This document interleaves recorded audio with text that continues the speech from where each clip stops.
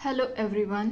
तो हम देख रहे हैं यूपीएससी मेंस का जीएस 3 पेपर। उसमें हमने काफ़ी सारे टॉपिक कवर किए हैं, लेकिन अब जो कर रहे हैं वो है एनवायरनमेंट।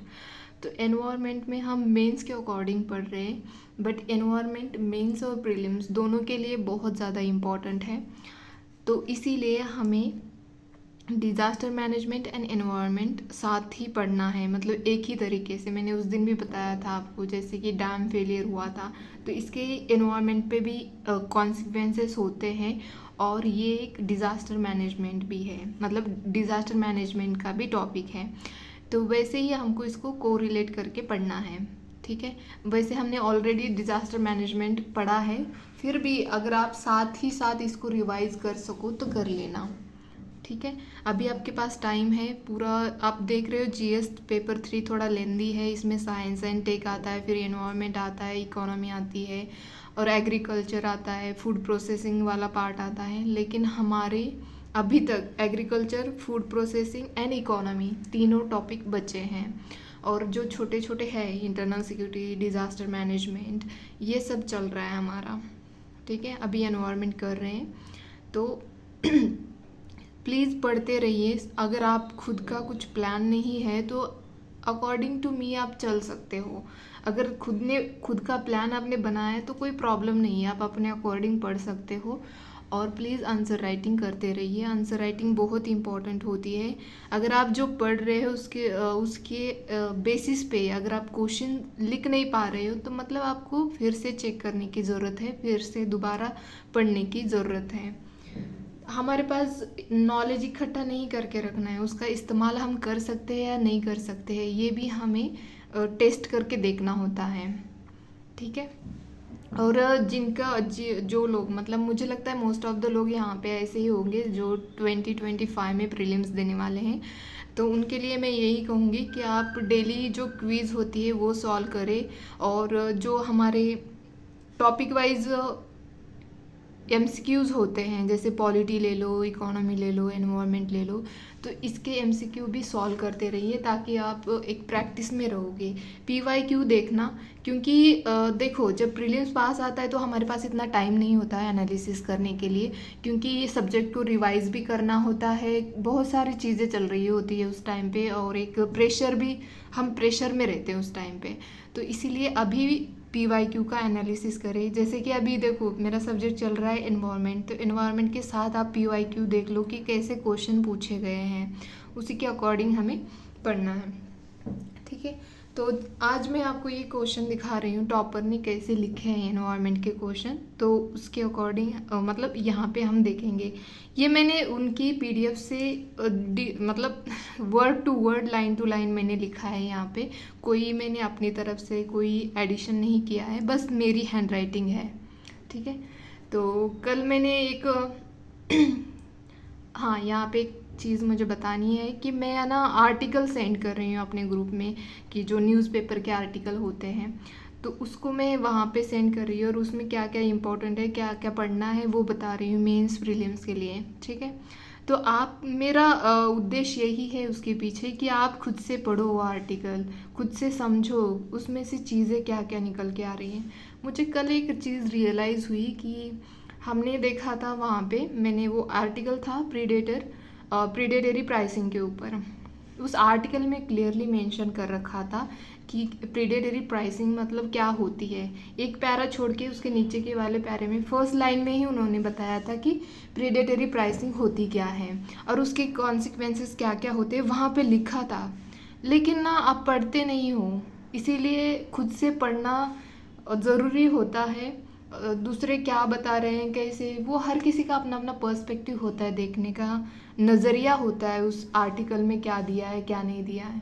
तो आप में उसको देखना चाहिए कि ये प्रेडेटरी प्राइसिंग होती क्या है, तो इसके रीज़न क्या है, फिर इसके चैलेंजेस क्या है, इसको कैसे एड्रेस करना चाहिए। क्या ये पूरा पैराग्राफ में दे रखा है, उस पैराग्राफ में दे रखा है तो पॉइंट आउट कर सकते हो, मतलब आप अपनी तरफ से लिख के भी रख सकते हो, या बस आपको समझना है तो समझ लो। और जो मंथली मैगजीन आते हैं, हर इंस्टीट्यूट के मंथली मैगजीन आते हैं, तो आप उनको भी फॉलो कर सकते हो, ठीक है। बस कहने का मतलब है खुद से पढ़ो, समझने की कोशिश करो, वो लॉन्ग टाइम के लिए याद रहता है। दूसरे बताते हैं वो थोड़ा समझ तब लगता है समझ में आ रहा है, फिर बाद में वो याद नहीं रहता। खुद से एनालिसिस करना बहुत ज़रूरी होता है। तो चलो मैं शॉर्ट में बताती हूँ आपको कि प्रेडेटरी प्राइसिंग होती क्या है। तो मान लीजिए ये आपके घर के पास का शॉप है और ये ऑनलाइन अमेज़ॉन ले लो या फ्लिपकार्ट ले लो, ठीक है, या और एक शॉप इधर भी है, इधर भी है, इधर भी है, और या कहीं और भी है, ठीक है। तो ये शॉप वाले क्या कर रहे हैं, कोई चीज़ मतलब ले लो, मान लो पेन, एक पेन जो है वो 15 रुपीज़ को ये बेच रहे हैं, ठीक है, और ये जो है ये 10 रुपये को बेच रहे हैं, अमेज़ॉन फ्लिपकार्ट, ओके। और ये पेन कितने में बना है, पेन बना है 10 रुपीज़ में ही, पेन को बनने में 10 रुपीज़ लगे हैं, ठीक है। तो आप जो यहाँ पे एक पर्सन हो, तो आप क्या करोगे, कहाँ से पेन खरीदना चाहोगे, यहाँ से या यहाँ से, या यहीं पे भी ले लो, यहाँ पे भी 15 रुपये में ही मिल रहा है और यहाँ पे भी 15 रुपये में ही मिल रहा है। तो आप कहाँ से खरीदी करोगे, पेन ले लो, कोई टी शर्ट ले लो, कोई जीन्स ले लो, कुछ भी ले लो, आपको यहाँ पे रिटेल, ये रिटेल शॉप होते हैं ना, तो यहाँ पे आपको महंगे मिल रहे हैं, मतलब कंपेयर टू इसके कंपेयर में यहाँ पे महंगे मिल रहे हैं। तो आप कहाँ से खरीदी करोगे, बिल्कुल आप यहीं से ऑनलाइन खरीदना पसंद करोगे, क्योंकि आपको सस्ता मिल रहा है।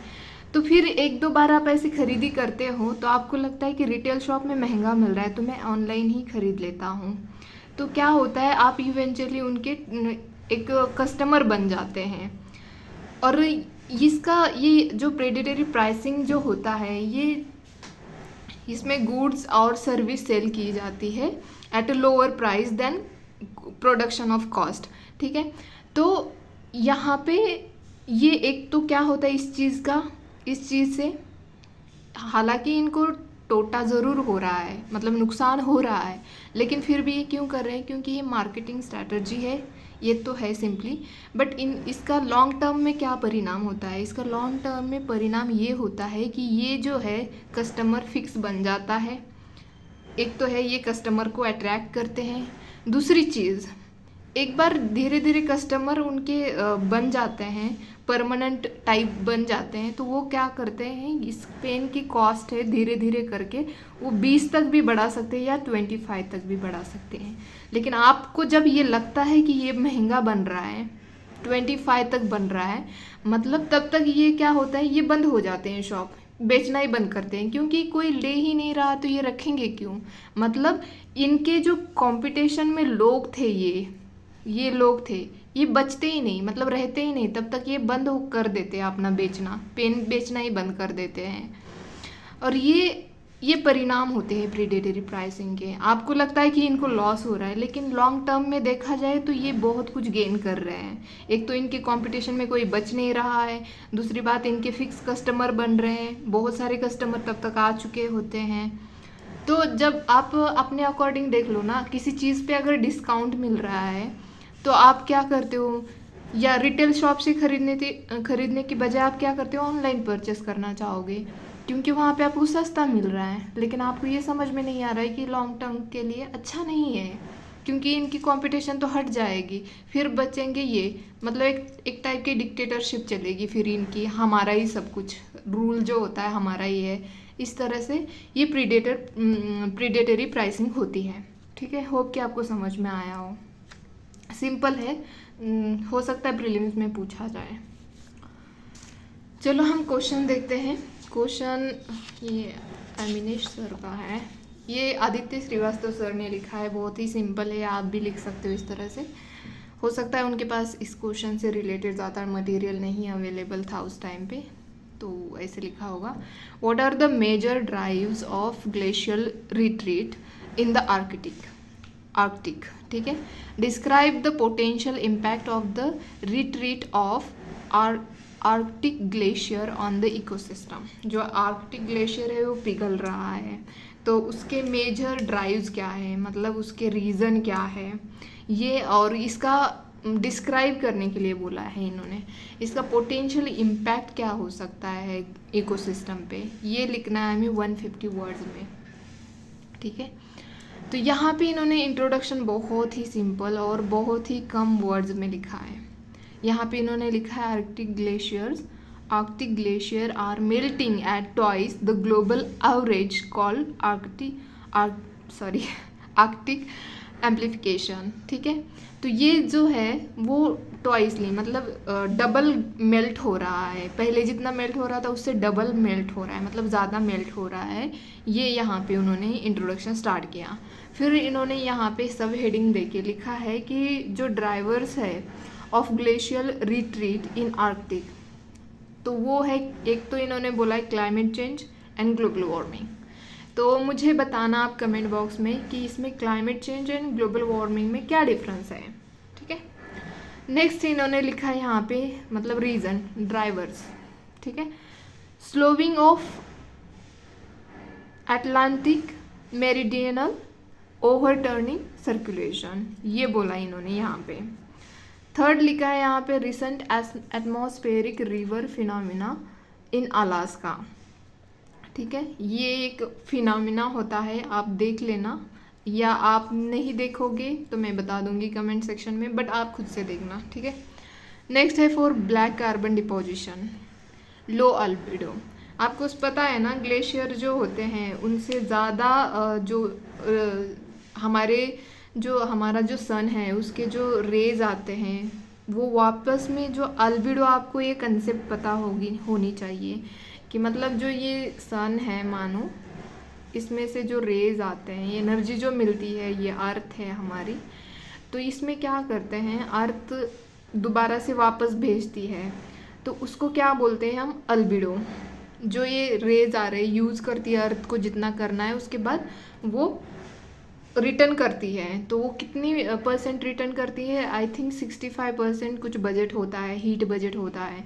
तो वो जो वापस जा रहे होते हैं उसको क्या बोला जाता है, अल्बिडो।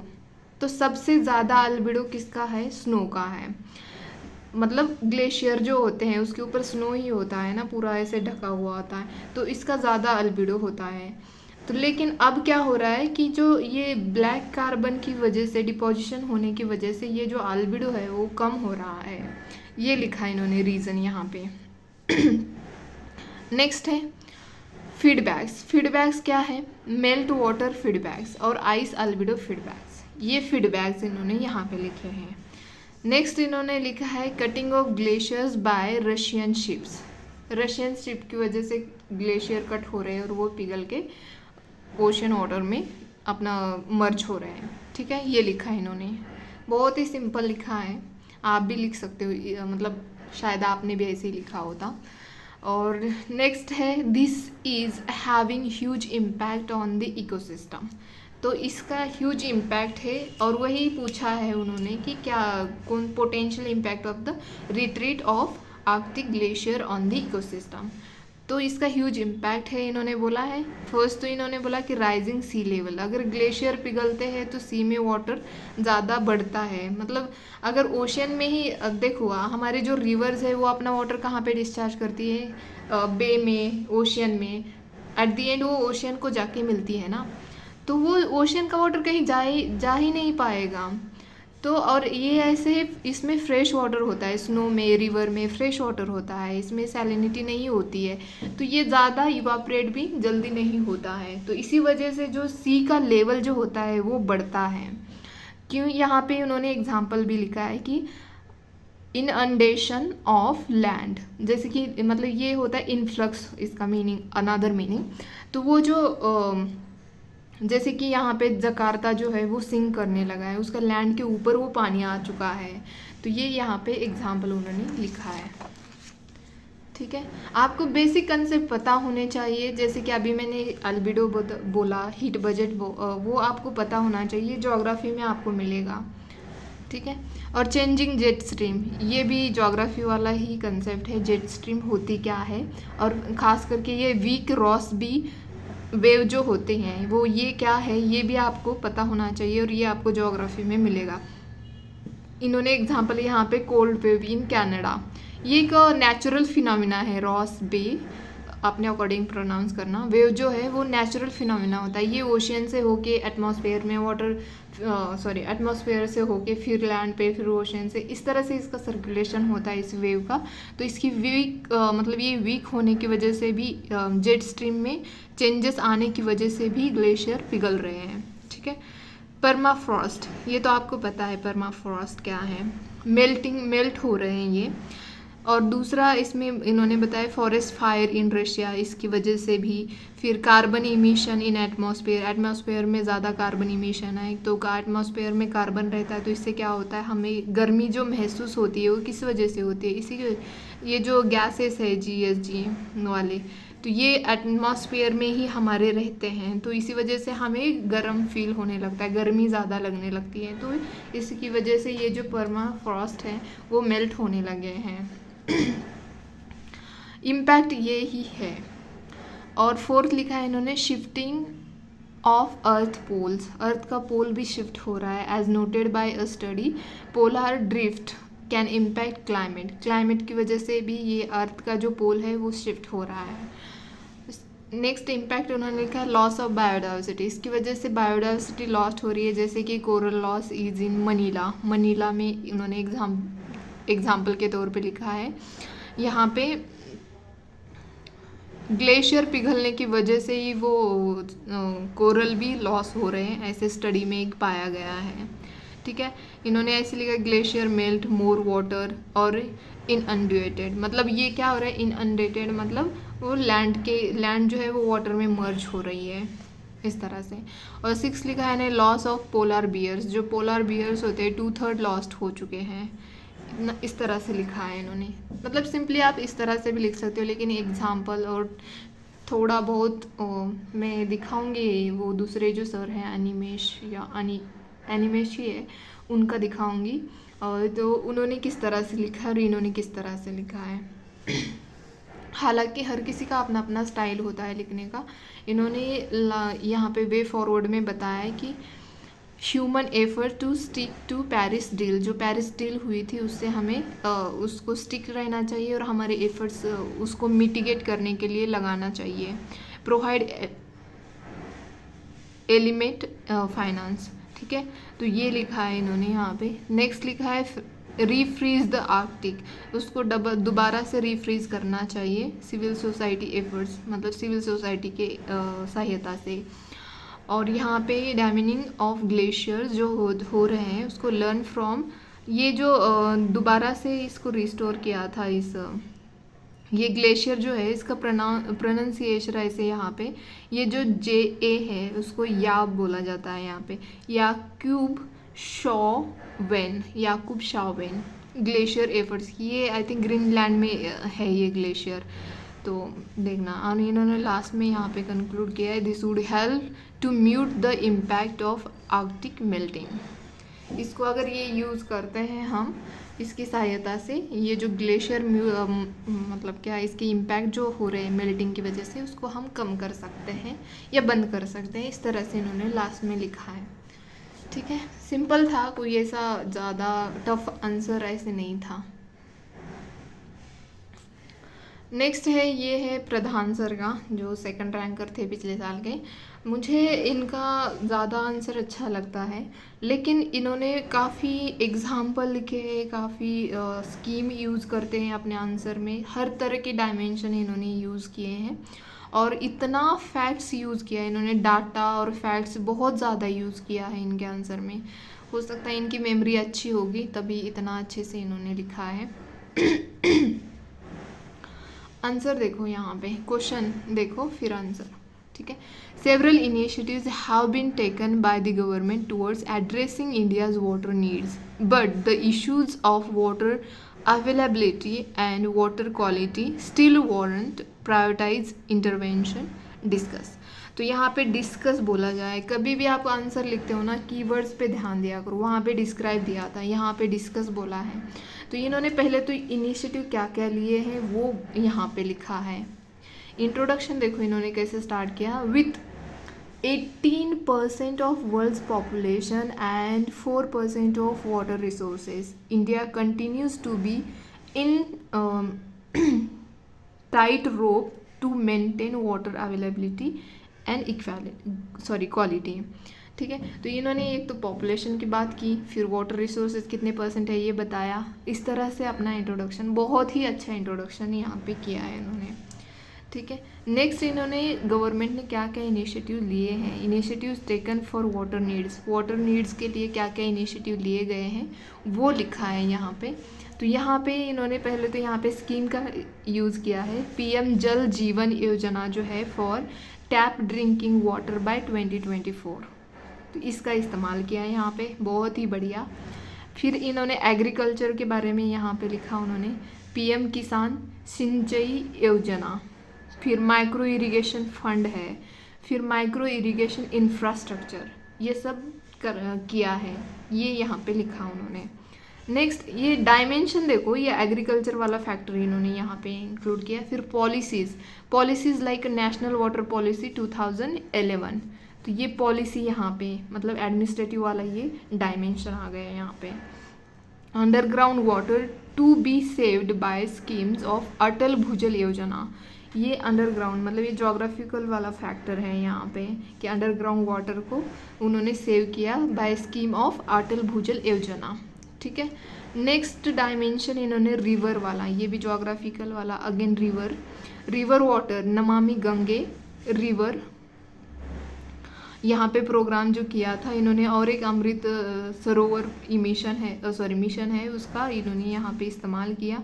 फिर क्रॉप डाइवर्सिफिकेशन, मतलब एग्रीकल्चर वाला फैक्टर, अगेन क्रॉप डाइवर्सिफिकेशन होने की वजह से क्या होता है कि क्रॉप के लिए वाटर कम लगेगा, जैसे राइस और व्हीट, ये वाटर इंटेंसिव क्रॉप्स हैं, मतलब ज़्यादा वाटर लगता है इनको। तो हम अगर मिलेट का यूज़ करते हैं, मतलब मिलेट ग्रो करते हैं, तो इसको वाटर कम लगता है और इससे वाटर सेव होता है। तो ये भी इनिशिएटिव हमने स्टार्ट किया है। तो इन्होंने ये इनिशिएटिव जो लिए हैं उसके बारे में लिखा। फिर बाद में इन्होंने, जैसे कि क्वेश्चन में पूछा है, क्वेश्चन की डिमांड्स को भी ध्यान रखना चाहिए कि क्वेश्चन में पूछा गया है कि इश्यूज ऑफ वाटर अवेलेबिलिटी और वाटर क्वालिटी तो इन्होंने अवेलेबिलिटी यहाँ पे 2 कॉलम कर दिए। मैंने अपने हैंडराइटिंग में लिखा है बट आंसर बिल्कुल वैसा है, आप चेक करोगे विजन पे उनके कॉपीज़ अवेलेबल है, आप देख सकते हो वहाँ पे। ठीक है, वाटर अवेलेबिलिटी, तो इन्होंने per capita water availability reduce from यहाँ पे 6000 m³ है, सॉरी हाँ, तो ये यहाँ 1947 में इतना था ये इसका यूनिट का मुझे नहीं, इसको कैसे रीड करते हैं नहीं पता है, देखूँगी मैं। तो यहाँ पे इतना ज़्यादा ये रिड्यूस हो चुका है, ये वाटर अवेलेबिलिटी के बारे में बोला है इन्होंने। ठीक है, और नेक्स्ट है यहाँ पे देखो इन्होंने फैक्ट्स, ये डाटा कैसे याद रखा होगा इतना एकदम डिटेल में, कि जैसे 6000 पहले एक पर्सन के लिए था पर कैपिटा, अभी कितना है 1340, इतना ही है 20 में, तो मतलब कितना कम हुआ है वाटर अवेलेबिलिटी एक इंडिविजुअल के लिए। और यहाँ पे वाटर क्वालिटी का इन्होंने CGWB है, ये इनका सेंसस के अकॉर्डिंग इन्होंने यहाँ पे फैक्ट्स लिखा है। 14% of water track heavily exploited, 14% ये बोला है यहाँ पे। नेक्स्ट इन्होंने सेकेंड ऑप्शन में लिखा है ground water depletion by 63% from 2007 to 2017 के बीच में, जो 50 इरिगेशन सेंसस है उसके अकॉर्डिंग यहाँ पे इन्होंने ग्राउंड डिप्लीशन कितना हुआ है वो लिखा है। और यहाँ पे एक वाटर की क्वालिटी अगर देखा जाए तो 50% of river with nitrate emissions, जो नाइट्रेट एमिशन है 50% ऑफ रिवर्स में, ये बोला गया है यहाँ पे। और नीति आयोग के अकॉर्डिंग इन्होंने यहाँ पे लिखा है notes 54% of urban area under acute water shortage, जो 50% अर्बन एरिया है उनके पास वाटर की शॉर्टेज है, ये यहाँ पे लिखा है इन्होंने। और यहाँ पे इन्होंने जो ग्राउंड वाटर होता है with uranium contamination high salinity, इतनी ख़राब क्वालिटी है वाटर की, ये बताया यहाँ पे, यूरेनियम है वाटर में। और यहाँ पे 30% ऑफ सीवेज वाटर ट्रीटेड जो है वो कम, मतलब बहुत ही कम है, ये तो उन्होंने अप्रोक्सीमेटली बताया है, रियल डाटा तो अलग ही होगा। तो ये यहाँ पे वाटर क्वालिटी और वाटर अवेलेबिलिटी के जो फैक्ट्स होते हैं वो लिखे हैं उन्होंने यहाँ पे। और वे फॉरवर्ड में लिखा है rain water harvesting by traditional methods of Ahar Pyne, मतलब ये आहर मतलब पॉन्ड होता है, पायन जो होते हैं उसको चैनल्स बोला जाता है। इस सिस्टम ये ट्रेडिशनल है मेथड वाटर हार्वेस्ट करने के लिए, ठीक है। और नेक्स्ट यहाँ पे subsidy rationalisation on rice and wheat और राइस के ऊपर जो सब्सिडी है उसको रैशनलाइज करना चाहिए। और रिसाइकलिंग ऑफ वाटर, जैसे कि ये अलंदूर जो है तमिलनाडु में आता है, तो वहाँ पे जो रिसाइकलिंग वाला प्रोजेक्ट है ये अच्छा खासा ये इफ़ेक्टिव प्रोजेक्ट है, तो इसको हमें भी अप्लाई करना चाहिए जहाँ पे भी प्रॉब्लम है। और जो मिहिर सेन कमेटी है उनके report on strengthening central water commission and CGWC जो है इसको स्ट्रेंथन करने के बारे में उन्होंने बताया था।